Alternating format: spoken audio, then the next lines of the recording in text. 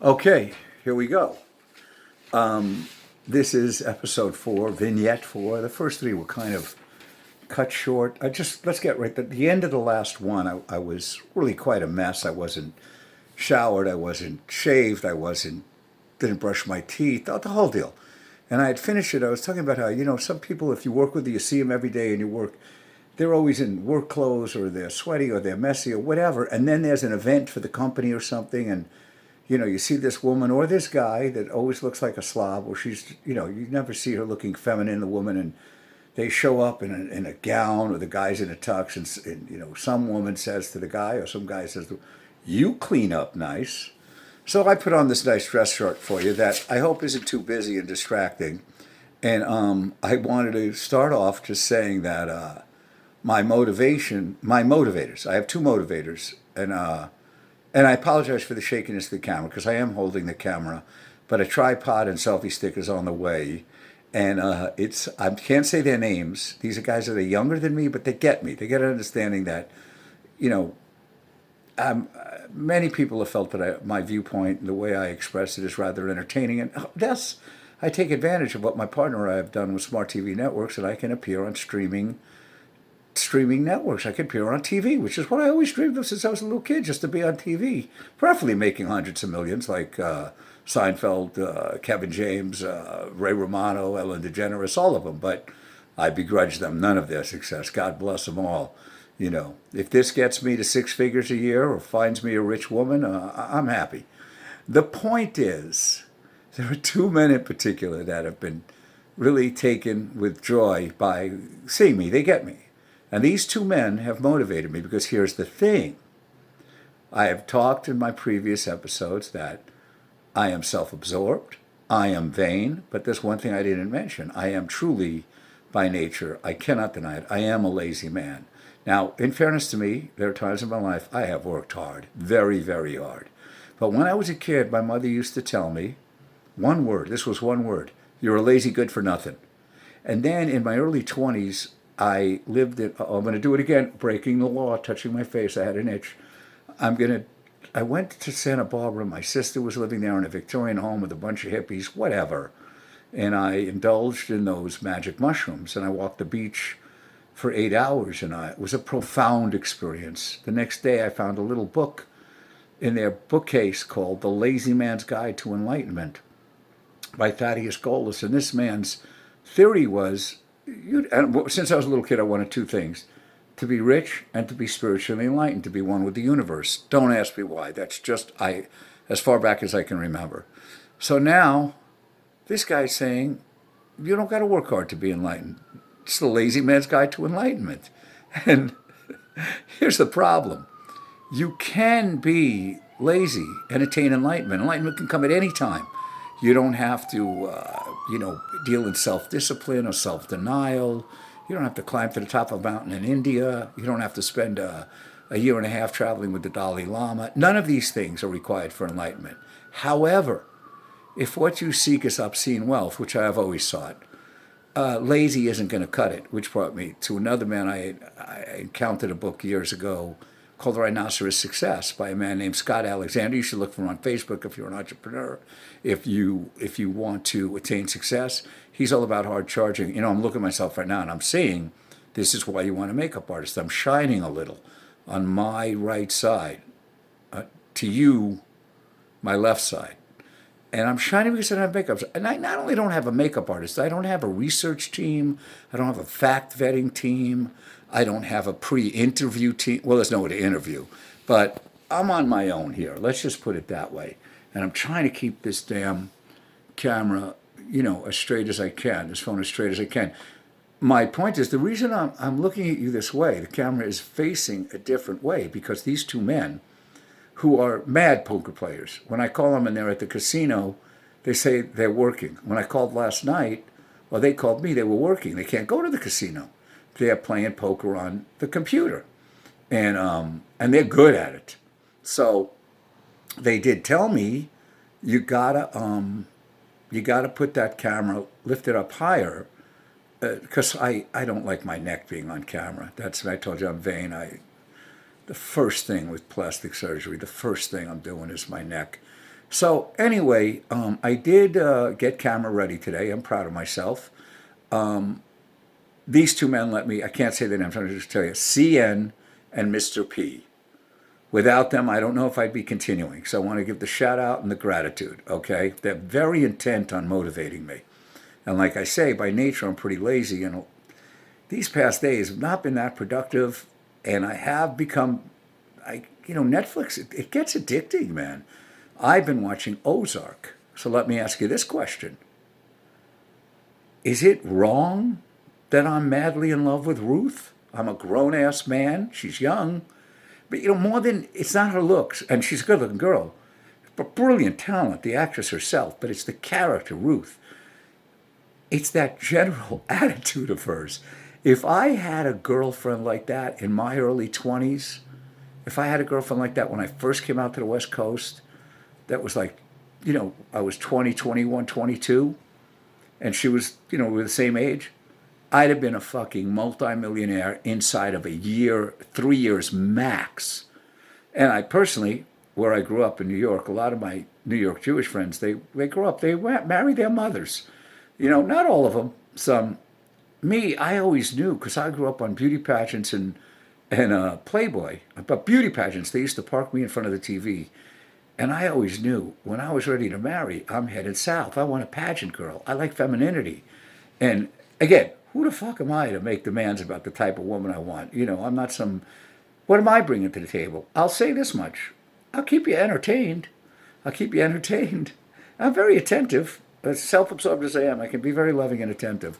So, I've always said if I won the lottery, I was headed south to Savannah, probably to Texas. Now, when I came out here to LA and I worked at different restaurants, I worked with and I dated some Southern girls. And I had more than a few tell me that their mothers raised them to always take care of their man. And I'm not saying men shouldn't take care of their women. I'm just telling you, a guy like me that's so wrapped up in himself, it's a lot easier if I've got someone tending to me and taking care of me, and it feels that's, one of her primary purposes in life, take care of your man. And believe me when I tell you, she would want for nothing if I had it to give.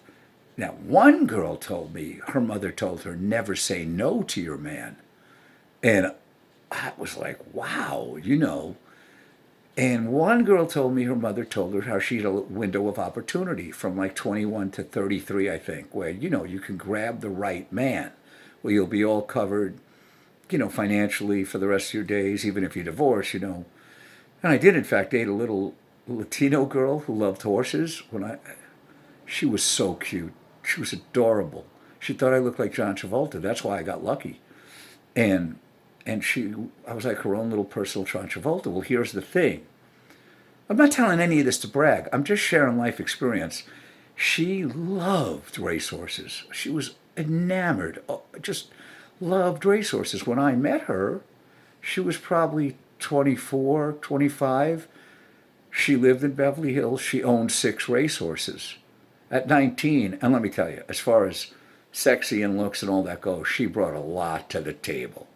And she loved her sex. So what did she do? She married a 61-year-old guy who owned 12 racehorses.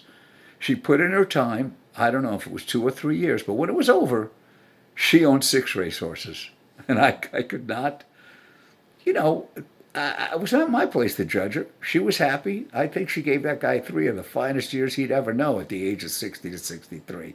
So, but there were other things I wanted to discuss right off the bat. The whole concept of my being as authentic, organic, and real and raw as I can be in this, telling you about myself and my self-absorption, my vanity, my laziness, getting on camera, not camera ready the last 2 times, that's something I've never done. Well, part of that comes from being inspired by a woman who wrote a book called My Fair Junkie. And this woman's history, she has no business being alive. And this is one of the only people I deal with who is even a reformed alcoholic drug addict. And her name is Amy Dresner. And I would highly suggest to anyone seeing this, if there's no one in America, just so we're clear, no one in America over 21 that has not been affected by addiction. either for themselves or they know someone in their family that's an addict. And most people over 21 in America these days know someone that's dead from alcoholism and drug addiction. So, in the time of coronavirus, which is the title of this podcast, if you don't think drug addiction and alcoholism is going to skyrocket, you are out of your fucking mind living in a fantasy world. They stated on the news alcohol addiction, alcohol sales were up 55%. I don't buy that at all. It's more like 85%. I don't got to worry because I have a benefactor and I have my good pal, home godfather to his children, and my good pal was vice president of sales of one of the major liquor wine distributors, and his fucking house is like a compound, but instead of being filled with guns and ammo, he's got all the liquor we need to go through 2 zombie apocalypses. So if I do decide to return to enjoying martinis, I don't got to spend a dime on them. Okay, moving on. I actually, as much as this is, yes, stream of consciousness, I did make some notes. Sorry, I'm turning away from the camera. Trying to be prepared, you know. Again, I don't have a research team. I don't have a personal assistant. I don't have a stylist, by the way.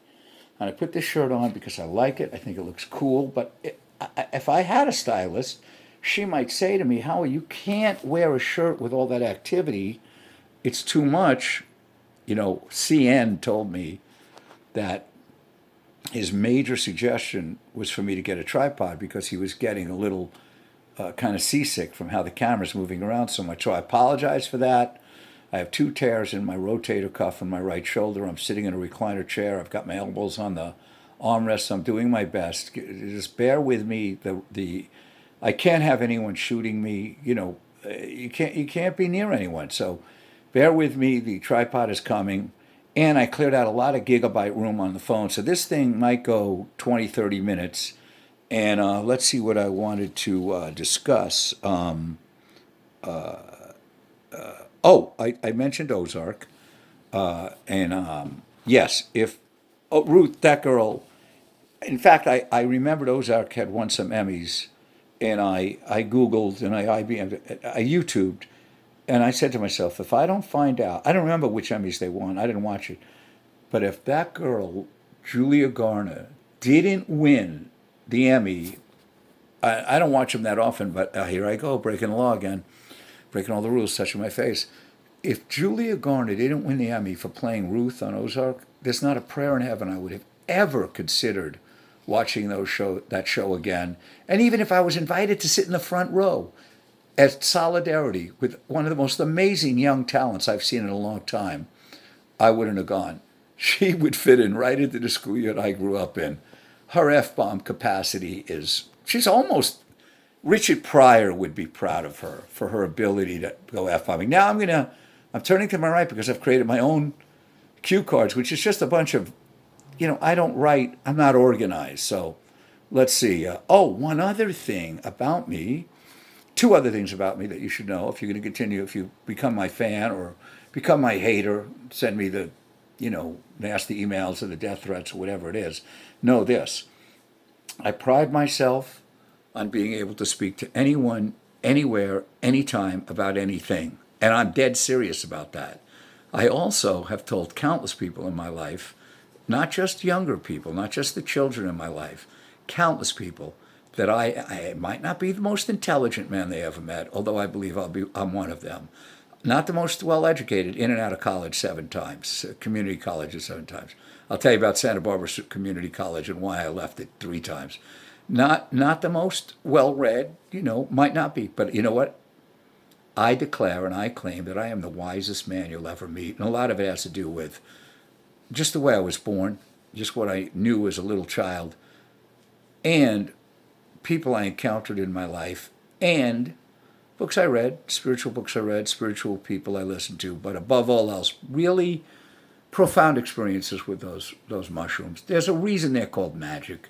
And when your ego dissipates, because that's what they do, and you're able to connect to nature and feel the waves coming in and out for 8 hours in front of the Biltmore Beach in Santa Barbara, you attain a degree of wisdom. And regarding wisdom, let me say this. I used to live right near the Church on the Way in Van Nuys, which was kind of famous back in the day because Donna Summer used to go there. See, the best shot of me is like this, but it means holding up my arms. and contending with the pain that results from my 2 tears in my right rotator cuff, which when the orthopedist told me that's what I had, I said, would you fucking stop fucking around with me? I'm not a professional pitcher. I'm not a professional quarterback. Okay? I don't have tears in my rotator cuff. And he said, you wouldn't believe how common an injury it is. And the problem is the surgery on it is painful and the aftermath is worse and it could go 6 months. And I can't be without my right arm for 6 months. It's not an option. So I need the money to come and get the stem cells, or the ancient aliens to show up and invite us to the mothership or the medical ship and just heal us right up. But getting back to what I was talking about, which now, see, here you go, loss of train of thought. I was, oh, I did have one friend. She used to say to me, you know, Howie, I'm not too concerned about you if you spend a lot of time alone because you do entertain yourself. And she was very good to me. We worked at I was talking about the strip. We worked at a club on Sunset Strip. And I was talking about somewhere on, oh, damn it, the sleep meds. Okay, I'll get back to it, I promise. If anybody wants to email in the time of coronavirus 2020 at gmail.com, or I'm on in the time of coronavirus on Facebook. So feel free, let loose, say anything you'd like to say to me. Okay. Here's a question I had lately, because too many people I'm talking to, I understand the hatred of Trump completely. I understand it, but I've tried to explain to people I grew up 15 minutes from him. Even though I grew up worlds apart financially, I grew up in a schoolyard where we were such arrogant teenagers. We were just like him, bombastic, arrogant, I guess somewhat egomaniacal. And there were some great athletes where I grew up, and some tough guys, and some really exceptionally good-looking gents, and some very cute Italian girls, Jewish girls. I mean, there was an attitude, and that was in Queens. And Cuomo, by the way, who's going to be the Democratic candidate, Cuomo grew up in Queens too. He's the only one that can get in the gutter with Trump, who can engage in that whole branding and nicknaming and all that shit. So I've tried to explain to people, I understand Trump's strategy. I understand what he's doing. I never said I love him. I never said I agree with everything he's doing. I never even said I voted for him, which there was a time when who you vote for was a very personal thing. But right now, we're in the time of coronavirus, and we have one leader right now. And I just don't know how beneficial it is that all these people continue to hate on him. And I wondered, what if Hillary won? She, of course, is hated by many. Would the same thing, would she be on the same receiving end of that level of hatred? I've never seen that level of hatred in my time as an adult on this planet in politics. And I was never really a political animal until after 9/11. And I thought it was hysterical that everybody was up in arms about Billy Clinton getting blown in the Oval Office. I just thought, dude, you're the president. You can get like the hottest women ever. And God don't love me any more than he loves Monica Lewinsky or any other woman that's not, in perfect shape or utterly gorgeous. I'm just saying, Kennedy got Marilyn Monroe, So, but people, to this day, some people still don't understand. The reason Clinton was impeached was not because he got blown in the Oval Office or had to put on shows with a cigar. The reason was he's the top law enforcement officer in the land, and he lied under oath about getting blown in the Oval Office. That was it. The uptightness in this country about sex. And do people really think men of power like that aren't carrying on? How naive is this country? It's so puritanical. Remember Janet Jackson and Nipplegate? The French were dying laughing. This country was out of control that a nipple showed up on TV. I mean, please. But the children, you sit down with your son, who's 5 or 7 or whatever. Daddy, you go, it's a booby. You'd be like Al Bundy. It's a booby. What? The bigger deal you make it, the more you'll create a sexual predator. Just calm down with the puritanical, repressive nonsense about sex, which brings us to why a lot of people, are Reformed Catholics. They hate organized religion. They can't stand these evangelists. And how many evangelists have they caught that scream against homosexuality and, are in the no-tell motel snorting meth off a gay hooker's ass? Just stop it already. Stop with the moralizing. Stop it. just step up. I don't care what the Bible says about homosexuality. If you're a preacher, if you're a televangelist, but you like men, just step up and say, look, here's the truth. It's not that hard. We're in 2020. We're not in the dark ages, for God's sakes. Okay, this is what I wanted to talk about. Oh, we're going to get to Tiger King in a minute. Regarding the coronavirus, I have come to a conclusion as I've, researched all the conspiracy theories and on and on and on. I no longer have any question in my mind. This is warfare, deliberately, consciously inflicted upon the United States by China and its president. And the reason is that Trump not only kept talking about China during the campaign, China, China, China, China.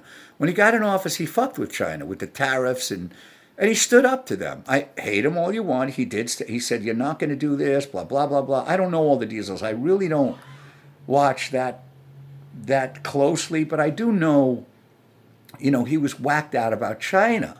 And he kept trying to tell Americans in American production, the guys in factories are like, yeah, get rid of China, everything. The reason everything comes from China, it's so cheap, is because it's slave labor, So here's what he did.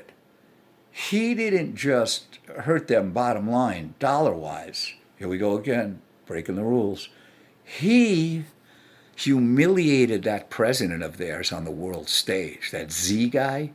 And he's a true evil totalitarian communist. What they want is world domination. Now imagine if you humiliated the leader of the Median cartel, or you humiliated Don Corleone, or Pesci's character in Goodfellas. What happened? What happened to the guy with the go get your shine box? And he was a made guy. Okay, these are guys you can't do that to. They're vindictive and they seek vengeance and they don't tolerate disrespect or what they perceive as disrespect or being humiliated on the world stage. So no one's going to tell me it came from bat soup. Nobody's going to tell me it was accidentally got out of the lab. There's no question in my mind. Look what China has done. China hates America, not Chinese people. This isn't an anti-Chinese racist rant. China, the Chinese Communist government, hates America, and they hate our freedom. What has the result been of this fucking virus? What is America's pastime? Baseball. We don't have it. What do Americans love to do? Go to bars and cheer on sporting events. Gone. What's one of the most American things? There are casinos all over the world, but there's one place that stands alone that there's nothing like it. It's Las Vegas. It's shut down. I always thought the jihads would go after the radical fundamentalist extremists. The radical Islamic fundamentalist extremists, I always thought if I were them, they hate, they're crazed sexual moralists, but they're not. They're all gay fucks and they fuck little boys and little girls and all religious extremists have the same thing in common. They're ragingly hypocritical and they're terrified of free, independent, well-educated, strong, sexually liberated women. They can't stand them. Look at the fucking Amish and the ultra-Orthodox Jews and the Mormons. They put their fucking women in frocks and in fucking potato sacks. And the Muslims, the Islamists, I am not an Islamophobe. I do not hate all Muslims. I know a number of them. So the Islamists, the extremists, they trust their women, from head to toe. And it's well known. Those in the know over there, and I have a military contract to defend. Those guys are fucking little boys all day. They're raping little boys all day and all long. It's evil. The Chinese Communist government is pure evil. Radical Islamic fundamentalist extremists, pure evil. But at least the radical Islamic fundamentalist extremists may have been curtailed a bit in the time of coronavirus. I stand by my statement. The Chi-Coms, my friend I met on Facebook, who's not only a Top Gun pilot, but was a Top Gun instructor. He calls them the Chi-Coms. And the best hypothesis I've heard is, yes, very deliberate, unleashed on America. This is an act of war, but the president, the Congress, whether it was Trump, whoever was president, can't just go, we're declaring war on China because they engage. It's not like Pearl Harbor. You have to have radically strong, powerful, conclusive proof to prevent present before a world court of the United Nations, which is going to go bankrupt apparently. Uh-oh, did it again. Or or you just say, fuck it, we don't care about any of them. China unleashed a biowarfare on us and we're declaring war. And just so everybody knows, this whole concept of China has this big military machine. No one can fucking compare with the U.S. And I got news for you. Both the U.S. and Israel, I personally believe, have fucking Star Wars weapons underground, Area 51. They're ready to go. They would decimate the Chinese very quickly. But it probably would go nuclear, which brings us to the horseman, Revelations theory, the biblical stuff, because many people believe right now we have the first horseman, and that is pestilence, and the second horseman is war. So if I wake up tomorrow and nuclear war is underway, I won't be surprised. And I just letting all of you know, don't be surprised whether it's tomorrow or next week. Just don't be surprised. Don't be shocked. I would prefer to go up vaporized by nuclear weaponry than spend years, in Mad Max times, famine, and I don't need that. I like comfort. Oh, sorry, I'm yawning. Okay, let's get to Tiger King. Now I have to be careful because you can get sued for slander and libel, and the bitch has endless, much deeper pockets than mine. My friend, who's the military contractor, who's pretty wealthy, told me let them sue him. He can outlast anyone in court. That's how it works. So it is my personal opinion. I'm entitled to my personal opinion. My personal opinion is not only did Carol Baskin murder her husband and feed him to the tigers. It is my personal opinion that she is an evil fucking bitch and she is an emissary of the Prince of Darkness. And the only reason she hasn't killed this husband is there's no value in doing it. She's got the money and he is as big a pussy as there ever was, and she has complete control. And this bitch has 76 people working for free. So I'm not on CN. One of my motivators is very much free Joe Exotic. I'm not on Team Free Joe Exotic. All the people in that game, it was very difficult for me to watch those magnificent animals in cages. And I have a friend on Facebook. She's a proud mom of 9 cats. She couldn't watch it. She told her husband, I can't. She couldn't watch it. It was too difficult for her. She loves cats and she loves animals. I know a lot of animal lovers on Facebook. Because I'm an entertainer and I like to be entertained and I like characters that are real. This was real as opposed to all the fucking reality shows. I know women that watch the housewife shows and believe they're real. It's frightening to me. But Carol Baskin, I believe without question, my opinion, and I will state it under oath. I have no conclusive evidence. If I did, I'd get it to the police. They'd arrest her. But there's zero question in my mind, personally, my opinion. She definitely killed her first husband. He wanted to take those cats to Costa Rica. She didn't want to go. She kept saying in that one episode, he had to leave really, really early morning. What's really, really, really early morning? 3, 4 a.m. What a perfect time in a sanctuary that there's nobody around for miles or whatever. No one, no cameras, no. She poisoned him. Did she stab him in the back when he was asleep? Whatever she did, she got him dead, I believe, and she fed him to the tigers. And I know by the way, I'm a true crime buff. I've watched a lot of true crime. There's one show I love called Deadly Women.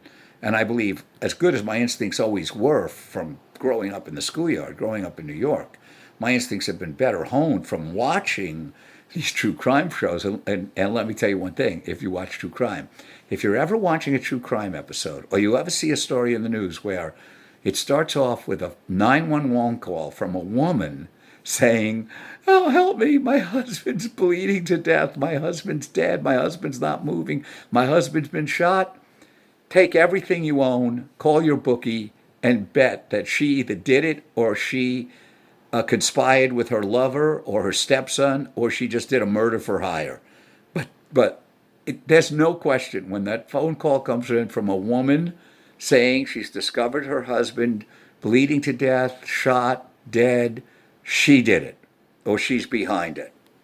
I'm not saying there aren't plenty of men that kill their wives or significant others, So I just wanted to let that be known. Let's see what else we. Oh, and by the way, getting back to Tiger King, that Donatel, what's his name? I'm forgetting his name. The guy with the harem. As a guy who has had his ups and downs with women, and I wasn't a professional. I'm not a professional athlete. I'm not a star. Some women have told me they're attracted to me. Whatever. I don't look for me. I don't look my best right now at all. I could easily stand to lose 20 pounds. But when I was younger, I bore a strong resemblance to Travolta in his younger days, Grease, and it really helped. And I had a couple. I was told I looked like Shandling. I had a couple of Shandling groupies. Young Jerry Lewis got a couple off of those. I don't care. I'm like I say, I'm lazy. So I knew a lot of guys that love to chase women. They love the chase and everything, and I'm like, nah, just let them come to me. You know, the best way to get women is be on TV. So you know how to reach me. You got a beautiful sister, or you're you're ready to go. We can't really get together. We can't even hold hands or make out. I don't know. It's kind of fucking wacky right now. But let's talk about the 5G. The 5G is all nonsense. It's been debunked, and I'm not going to buy into it. This is not. It's not. It's not the deal. You want to believe it? I can't stop you. Okay. Oh, I wanted to talk about the four types of people I no longer deal with.